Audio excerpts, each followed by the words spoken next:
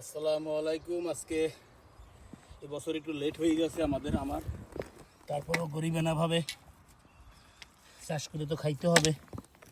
তো সুতরাং আজকে আলু প্লাস আমাদের কি বলে কচু গাছ নিয়ে আসছি লাগানোর জন্য। তো আলুর ফিল্ডটা ঠিক আজকে এইভাবে তৈরি করছি আমি। এখন আজকে আলু দিতেছি। তো আল্লাহ যদি রহমত করে তাহলে ইনশাআল্লাহ ভালো ফল আশা করতেছি। বাকিরা আল্লাহর হাতে সাজিয়ে দিলাম।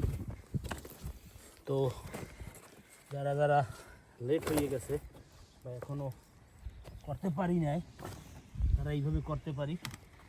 কম্পোস্ট সার প্লাস 2 আলুর ফাঁকে তো বা পিরিও বলে বাংলাদেশের, মানে পোকায় না ধরে এবং গাছটা বৃদ্ধি ভালো হয়, ফলটা ভালো হবে, এই জন্য তো আমিও সেটা আজকে করলাম। হাঁপাই গেছে। হ্যাঁ চাললাম।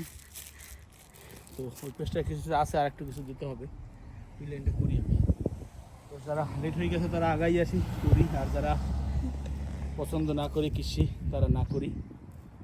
এইভাবে করার নিয়ম মিনিমাম আপনার হাতের 7 থেকে 8 আঙ্গুল নিচে করতে হবে, তাহলে ভালো হবে। তুমি শিখলা কোথা থেকে? আমি কিছুটা ইউটিউব দেখছি, কিছুটা এখানে জাপানি আমার পাশে যারা আছে তাদের কাছ থেকে শিখেছি, জিজ্ঞেস করে শিখছি। ও, এই পাশাপাশি তো অনেকেই লাগাইছে। বছর আমার পেঁয়াজেরই ভালো। তাই এখানে কি শুধু পেঁয়াজ না? পেঁয়াজ আর একটা লাইন আছে শুধু রসুন, ও, সব পেঁয়াজ। আর এই যে চারা নিয়ে আসছো, এটা কোথা থেকে, কোথায় লাগাবা? এই সাইড বিট বিট করতে হবে এখন। ওনাদের দাইচিন থেকে কিনে নিয়ে আসছি কিছু চারা। এই যাই হোক, আল্লাহ বাসা ইনশাল্লাহ। সবাইকে আল্লাহ হাফেজ।